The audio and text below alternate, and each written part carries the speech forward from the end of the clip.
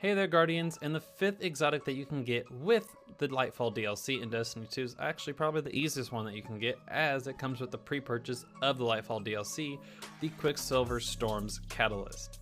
Now, beforehand, this auto rifle was kinetic, but it seems as if after the update, or possibly another version of it, is going to be strand related.